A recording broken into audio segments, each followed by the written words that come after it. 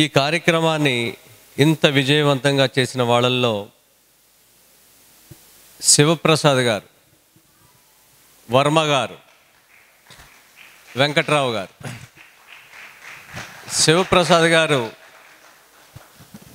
ఈ రైతులకి వాతావరణం గురించి సూచనలు చేస్తూ ఉంటారు. అలాగే ఆయన రాజమండ్రిలో శివప్రసాద్ అని గానగతో అన్ని నూనెలు చక్కగా తయారు చేసి అందుబాటులో పెడుతున్నారు ఎన్నో ఏళ్ళ నుంచి. ఆ వ్యాపారాన్ని కూడా వదిలేసి ఈ 4 రోజులు ఈ కార్యక్రమానికి చాలా సమయాన్ని కేటాయించారు. ఆయన్ని ఒక 5 నిమిషాలు మాట్లాడవలసిందిగా కోరుతున్నాను. పద్మశ్రీ సుభాష్ పాలేకర్ ప్రచార కృషి విధాన సాధకులైనటువంటి విజయరాం గారు వల్ల నేను ఎంతో స్ఫూర్తి పొందాను. వారి ప్రసంగాలు, వారితో మీటింగులకి వెళ్ళడం వల్ల నేను కూడా ఎంతో ఈ విషయాల మీద తెలుసుకోగలిగాను. తర్వాత నా పేరు అంబటి శివప్రసాద్. తర్వాత రైతులకి ఎలాగ ఉపయోగపడాలి అనే ఆలోచనతో నాకు కొంత వచ్చినటువంటి మిడిమిడి జ్ఞానంతో ఈ వెదర్ ఫోర్కాస్ట్ మీద ప్రిడిక్షన్స్ అన్ని నేర్చుకోగలిగాను. దాన్ని మన రైతాంగానికి అందుబాటులో ఉంచుతున్నాను. నా యొక్క విషయం ఇది. తర్వాత ఈ అవకాశం ఇచ్చినటువంటి విజయరాం గారికి నేను కృతజ్ఞతలు చెప్తున్నాను. అలాగే వేదికను అలంకరించినటువంటి రైతాంగం, ప్రకృతి వ్యవసాయ రైతాంగం అందరికీ కూడా నా ధన్యవాదాలు చెప్తున్నాను. ఇప్పుడు నేను చెప్పేది ఏంటంటే, భారతదేశం ప్రపంచంలోనే ఉన్నతమైనటువంటి దేశం. దాన్ని మనం ఎంతోమంది కష్టపడి మన భారతదేశాన్ని ఈ విధంగా ఈ సంస్కృతిని నిర్మించారు. అది కాకుండా భారతదేశం ఇంత ఉన్నతంగా ఉండడానికి దేవుడు కూడా కృషి చేశాడు. దేవుని కృషి ఏంటన్నది మీకు చెబుదామనేసి నా ఈ ప్రయత్నం. మీరు ఎప్పుడైనా రాత్రి శాటిలైట్ పిక్స్ చూసినట్టయితే ప్రపంచ పటంలో భారతదేశం ప్రతి నలుమూలల నుంచి చక్కటి ఆకాశంలోనే కాంతుల్లాగా, నక్షత్రాలాగా కాంతి కనబడుతుంది.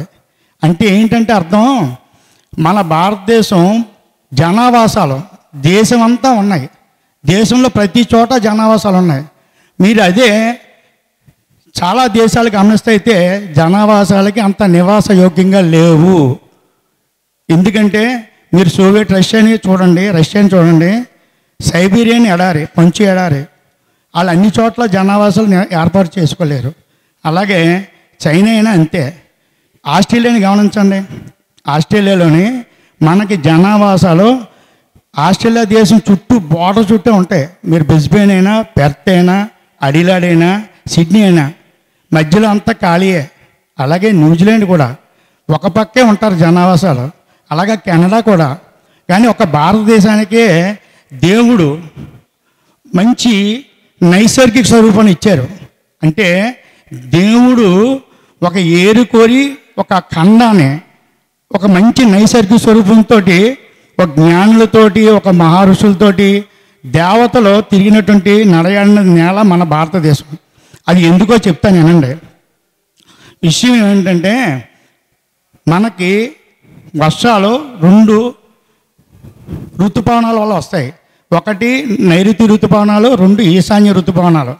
నైరుతి ఋతుపవనాలు, ఈశాన్య ఋతుపవనాలు భారతదేశాన్ని సస్యశ్యామలం చేయడానికి ఏ విధంగా దేవుడు రూపకల్పన చేశాడు, నదులు, ఉన్నటువంటి పర్వతాలు ఏ విధంగా ఉపయోగపడుతున్నాయి, మన భారతదేశాన్ని సృష్టి చేయడానికి దేవుడు ఎంత కష్టపడ్డాడని చెప్పడమే నా యొక్క ఈ ప్రసంగం. మొదట మనకి ఎండాకాలం, ఎండలు బాగా, శీతాకాలం ఎప్పుడు తగ్గుద్దండి? శీతాకాలం బాగా ఎప్పటి నుంచి తగ్గుతుంది? ఎండలు ఎప్పటి నుంచి ముదురుతాయండి? ఫిబ్రవరి నుంచి ఎండ ముదురుతుంది. మార్చి, ఏప్రిల్, మే, జూన్ ఇప్పుడు ఇక్కడ ఉన్నటువంటి ఎండల వలన భారత భూభాగం మీద మొత్తం మనకి ఏం ఏర్పడుతుందంటే వేడి ఉంటుందండి. వేడి ఉన్నప్పుడు ఏమవుతుందంటే గాలులు తల దిక్కుకి ప్రయాణం చేస్తాయి. అప్పుడు అక్కడ అల్ప ప్రదేశము ఏంటంటే శూన్య ప్రదేశం ఏర్పడుతుంటుంది, అల్పపీడన ప్రదేశం. అట్లా ఈ సమయంలోని మనకి అంటార్కిటా నుంచి చల్లటి గాలులు ఎప్పుడు కూడా వేడి ప్రదేశానికి లోపలికి వస్తూ ఉంటాయండి. ఆ గాలులు వచ్చే క్రమంనే నైరుతి ఋతుపవనాలు అంటారు. ఈ నైరుతి ఋతుపవనాలు మన భారతదేశానికి నైరుతి దిశ నుంచి వస్తాయి కాబట్టి వీటిని నైరుతి ఋతుపవనాలు అంటారు. ఇవన్నీ కూడా భారతదేశంలోని పుష్కలమైనటువంటి నీటిని, సస్యశ్యామలైనటువంటి భూమిని ఏర్పాటు చేయడానికి వారు ఎప్పుడు కూడా కొన్ని వేల సంవత్సరాల నుంచి కూడా ప్రయత్నం చేస్తున్నాయి. ఇలాంటి ఏర్పాటు ప్రపంచంలో ఏ దేశానికి లేదండి. ప్రతి దేశంలో కూడా విపరీతమైనటువంటి వర్షాలు పడిపోవడం, లేకపోతే విపరీతమైన ఎండలు కాసేయడము, లేకపోతే ఎడారి భూముల కింద ఉండిపోవడం జరుగుద్ది. భారతదేశానికి అలాంటి విధ్వంసం జరగకుండా దేవుని యొక్క సృష్టి ఏంటంటే నైరుతి ఋతుపవనాలు సకాలంలో వచ్చేలాగా చేశాడు. యాక్చువల్గా ఈ నైరుతి ఋతుపవనాలు ఫిబ్రవరి, మార్చి ఎండ కాసిన వెంటనే రావాలండి. ఆ నైరుతి ఋతుపవనాలని ఫిబ్రవరి, మార్చిలోనే వచ్చేటువంటి దాన్ని వస్తే మనకి ఈ విధమైనటువంటి సస్యశ్యామలమైన భూమి రాదండి. ఎండ కాయాలి, కాసి ఎండని మనం పాడు చేయకూడదు. దానికి దేవుడు ఏం చేశాడంటే ఈస్టర్లీ జెట్ స్ట్రీమ్స్ అనేవి నైరుతి ఋతుపవనాలు ఒకేసారి భూమి మీద రాకుండా మనల్ని ఫిబ్రవరి, మార్చి, ఏప్రిల్, మే, జూన్ వరకు కూడా వాటికి అడ్డుగోడగా ఉంటాయండి ఈస్టర్లీ జెట్ స్ట్రీమ్స్. దీనివల్ల ఏంటంటే ఋతుపవనాలు ఒకేసారి భూమి మీద దాడి చేయకుండా మనకి కొంత సమయం ఇస్తాయండి. అది జూన్ వరకు కూడా జెట్ స్ట్రీమ్స్ భారత భూఖండం నుంచి ఉపసంహరించుకుంటాయి. ఈ సమయంలో ఒకేసారి నైరుతి ఋతుపవనాలు భూభాగం మీదకి వచ్చి వేస్ట్ అయిపోద్దండి. ఒకేసారి వర్షాలు పడి పారి కాలువల గుండా, నదుల గుండా పారి సముద్రంలో కలిసి వేస్ట్ అయిపోద్ది. దాన్ని మనం ఎప్పుడైనా చూసారేమో ఇంకుడు గుంటలు అంటారు.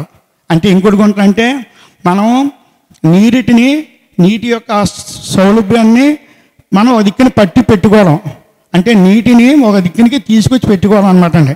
ఈ సౌలభ్యం దేవుడు ఏం చేశాడంటే మన పడమరని పశ్చిమ కనుమలు అంటారు, వెస్టర్న్ ఘాట్స్. ఈ వెస్టర్న్ ఘాట్స్ యొక్క ముఖ్య ఉద్దేశం ఏంటంటే మనకి నైరుతి ఋతుపవనాలు భూమి మీదకి వచ్చి నీటి సౌలభ్యం వేస్ట్ అవ్వకుండా ఆ వెస్టర్న్ ఘాట్స్లో వర్షాలు ఎక్కువగా పడి మనకి ఎన్నో రకాల జీవనదులు ఉన్నాయండి. మన భారతదేశంలో ఎన్నో రకాల జీవనదులు వెస్టర్న్ ఘాట్స్ నుంచి పుట్టి పశ్చిమ ప్రాంతంలో పుట్టి తూర్పు వైపుగా ప్రయాణం చేస్తాయి.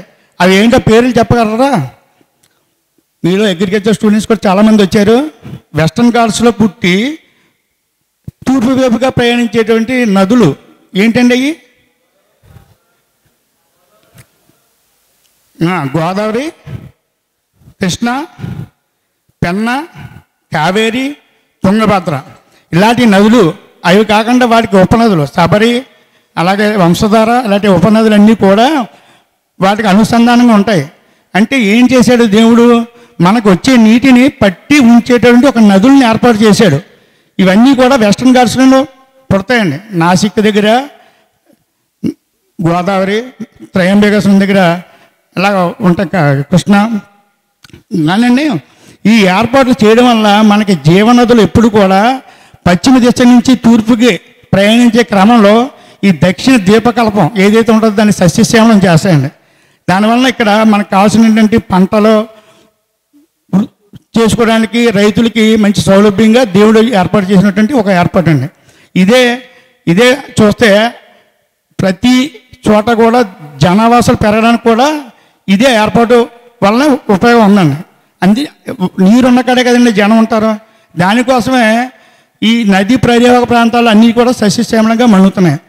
తర్వాత ఈ నైరుతి ఋతుపవనాలు వెస్టర్న్ ఘాట్స్లో దాటి ఎదరికి వెళ్ళినప్పుడు వెస్టర్న్ ఘాట్స్ ఎక్కడి వరకు ఉంటాయో తెలుసండి ఎవరికైనా? వెస్టర్న్ ఘాట్స్ ఎక్కడి నుంచి ఎక్కడి వరకు ఈ శ్రేణులు ఏర్పాటై ఉంటాయి భారతదేశంలో? మహారాష్ట్ర నుంచి నీలగిరి కొండల దాకా ఉన్న వాటిని వెస్టర్న్ ఘాట్స్ అంటారండి. ఈ మహారాష్ట్ర దాటిన తర్వాత మనకి ఒక బాలకోట్ బేసిన్ ఉంటుందండి. ఆ బేసిన్ నుంచి ఈ నైరుతి ఋతుపవనాలు లోపలికి వెళ్ళి వింధ్యా సాత్పుర పర్వతాల శ్రేణులకి, అలాగే అమరకంటక దగ్గర వీటిని మంచి రెయిన్ఫాల్ ఇస్తాయండి. అక్కడి నుంచి మనకి నర్మదా, తపతి, మహానది, ఇంకా మంచి నదులన్నీ కూడా అక్కడి నుంచి పడతాయి. అందులో వైష్ణవి కూడా ఒకటండి. ఈ నదులన్నీ కూడా అక్కడ పుట్టి ఆ మధ్య ప్రాంతంలో వింధ్య సాత్పురత పర్వత శ్రేణులు ఉన్నటువంటి మధ్య ప్రాంతంలో మధ్య భారతంలోని సస్యశ్యామలం చేస్తాడండి. అక్కడ కూడా ఆ విధంగా దేవుడు ఏర్పాటు చేశాడండి. ఈ నదులు, అందులో నర్మదా తపతి నదులు విశిష్టత ఏంటంటే ఇవి తూర్పులను పుట్టి పశ్చిమ ప్రయాణిస్తాయండి. తర్వాత ఈ నైరుతి ఋతుపవనాలు దీన్ని మనం ఏం చదువుతుంది ఏంటంటే భారతదేశం అంతా కూడా ఇవి విస్తరించాలి కాబట్టి రాజస్థాన్లోని ఆరావళి పర్వతాలు ఉంటాయండి. ఈ ఆరావళి పర్వతాలు ఏంటంటే దేవుడు అక్కడ ఏం చేశాడంటే వెస్టర్న్ ఘాట్స్ ఋతుపవనాలకి అడ్డుగా పెట్టాడండి.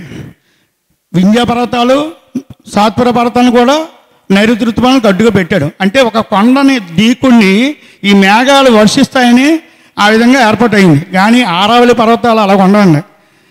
నైరుతి ఋతుపవనాల యొక్క ప్రయాణం ఎటు ఉంటుంది, అదే దిశలో సరళ రేఖగా ఉంటాయండి. చిన్న పర్వతాలండి ఆరావళి పర్వతాలు. కాబట్టి కొన్ని వేల సంవత్సరాల నుంచి అక్కడ వర్షాలు పడక మనకి రాజస్థాన్లో దారి ఏర్పడింది. అంటే మనకు అర్థం ఏంటండి, వర్షాలు పడితేనే సస్యశ్యామలం అవుతుంది, మన వర్షాలు పడితేనే అక్కడ భూమి మన్నిక పెరుగుద్ది. కొన్ని వేల సంవత్సరాల నుంచి అక్కడ వర్షాలు పడక రాజస్థాన్లో దారి ఏర్పడింది. కానీ దేవుడు అక్కడ అడ్డుగా పెట్టుంటే ఈ వర్షాలు ఇంకా ఎదరికి వెళ్ళవండి. పంజాబ్, అలాగే హర్యానా, చండీగఢ్, అలాగే జమ్మూ కాశ్మీరు, అలాగే ఉత్తర భారతంలోకి వెళ్ళకుండా అక్కడ ఆగిపోతాయి. కాబట్టి అక్కడ ఆరావళి పర్వతాలని సరళ రేఖ విధానంలో పెట్టాడు ఇబ్బంది లేకుండా. ఈ నైరుతి ఋతుపవనాలు ఏమవుతాయంటే ఆరావళి పర్వతాలను దాటుకుని పంజాబ్, చండీగఢ్, హర్యానా, ఉత్తర భారతదేశంలో మంచి వర్షాలు కురిపిస్తాయండి. ఈ నైరుతి ఋతుపవనాలు వచ్చే క్రమంలోని మొదట మనం ఎప్పుడైతే నైరుతి ఋతుపవనాలు జూలైలో వస్తాయనుకుంటామో ఆ క్రమంలోని ఇవి నీలగిరి కొండలు.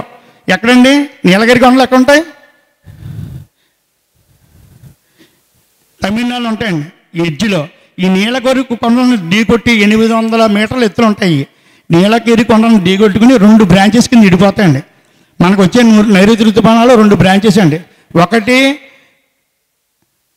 అరేబియా బ్రాంచ్, ఒకటి బే ఆఫ్ బెంగాల్ బ్రాంచ్. ఇప్పుడు బే ఆఫ్ బెంగాల్ బ్రాంచ్లోని మనం ఇప్పుడు దాకా చెప్పుకున్నది అరేబియా బ్రాంచ్కి వచ్చి చెప్పుకున్నాం నైరుతి ఋతుపవనాలకు వచ్చి.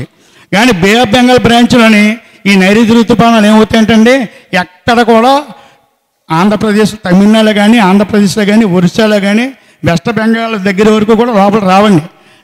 డైరెక్ట్గా సుందర్బన్ అని వెస్ట్ బెంగాల్, బంగ్లాదేశ్లో సుందర్బన్ అడవులు అంటారు, మీకు తెలిసి ఉంటుంది. ఎవరికి తెలుసండి సుందర్బన్ ఫారెస్ట్ గురించి? ఆ సుందర్బన్ కానించి ఇవి బంగ్లాదేశ్ మీదుగా మేఘాలయ దగ్గరికి అక్కడ ట్రయాంగిల్ షేప్లో పర్వతాలు ఉంటాయండి. అక్కడ ఎక్కువగా టర్న్ అవుతుంటాయి. కాబట్టి అక్కడ చిరపుంజులు హెవీ రెయిన్ పడుతుంది మనకి. ఈ విధంగా మరి ఆంధ్రప్రదేశ్లో వర్షాలు ఎలా పడతాయండి? దేవుని ప్రక్రియ ఏంటంటే బంగాళాఖాతంలో ఎప్పటికప్పుడు ఆవర్తనాలు, అల్పపీడనాలు ఇచ్చి ఈ ఋతుపవనాలని అలా వెళ్ళే ఋతుపవనాలని లోపలికి దారి మళ్లించి లోపలికి తీసుకొస్తాడు. కానీ ఈ క్రమంలో ఈ నైరుతి ఋతుపవన క్రమంలో తమిళనాడులో పెద్దగా వర్షాలు పడవండి, రాయలసీమలో పెద్దగా వర్షాలు పడవు. నైరుతి ఋతుపవనాలు దేశంలో 80% వర్షాలు ఇచ్చినా తమిళనాడు, రాయలసీమకి ముండి చేసి చూపిస్తుంది. దాన్ని కూడా దేవుడు తర్వాత దశలో దాన్ని కూడా ఫుల్ చేశాడండి. ఈ నైరుతి ఋతుపవనాలు ఒక పార్ట్ అరేబియా మహాసముద్రం నుంచి ఇలాగా పంజాబ్, సిక్కిము, హర్యానా వరకు వెళ్ళి అక్కడ మంచి వర్షాలు ఇస్తాయండి. అలాగే సుందర్బన్ నుంచి బే ఆఫ్ బెంగాల్ పార్ట్ ఆఫ్ నైరుతి ఋతుపవనాల విండ్స్ మనకి సుందర్బన్ నుంచి బంగ్లాదేశ్ మీదుగా, మేఘాలయ మీదుగా అక్కడ వెళ్ళి 2 కూడా మళ్ళీ పంజాబ్ దగ్గర కలుస్తాయండి. ఈ 2 ఋతుపవనాలు కలిసి మళ్ళా కిందకి దిగువ భాగానికి అంటే ఉత్తర భారతం అంతా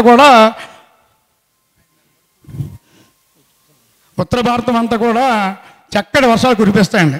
ఉత్తర భారతంలో మీరు తెలుసు కదండి, మన ఆంధ్రప్రదేశ్లో వరి పండుద్ది. ఉత్తర భారతదేశంలో ఏం పండుద్దండి? గోధుమలు. వర్షం పడితే గోధుమలు పండదండి, ఫాగ్ రావాలి. గోధుమలకి మళ్ళా వర్షాలు పడకూడదండి, మంచు కురాలి. అది ఈనిక దశలో ఉన్నప్పుడు మంచి ఉత్పత్తి జరగాలంటే, మంచి గోధుమలు తయారాలంటే ఫాగ్ రావాలి. దేవుడు దానికి ఎక్కడి నుంచి ఫాగ్ వస్తుందని తెలుసండి? మన గోధుమ పంటకి పండేదానికి మెడిటేరియన్ సీ ఎక్కడండి? మధ్యధార సముద్రంలో ఉంటుంది మెడిటేరియన్ సీ. అక్కడ నుంచి వచ్చేటువంటి మేఘాల ద్వారా వచ్చే ఫాగ్ వలన మనకి గోధుమ పంట ఉన్నతంగా పడుతుంది. ఇప్పుడు నైరుతి ఋతుపవనాల విధంగా భారతదేశంలో మంచి వర్షాలు పడ్డాయండి. ఇప్పుడు ఈశాన్య ఋతుపవనాలు ఉన్నాయి కదండి, దాని గురించి చెప్పుకోవాలి కదండి. ఈ ఈశాన్య ఋతుపవనాలు చలిగాలులండి, శీతల పవనాలు. ఇవి ఎక్కడి నుంచి వస్తాయండి? బైకల్సర్స్. రష్యా దగ్గర రష్యాలో బైకల్సర్స్ -50 degrees ఉంటుందండి.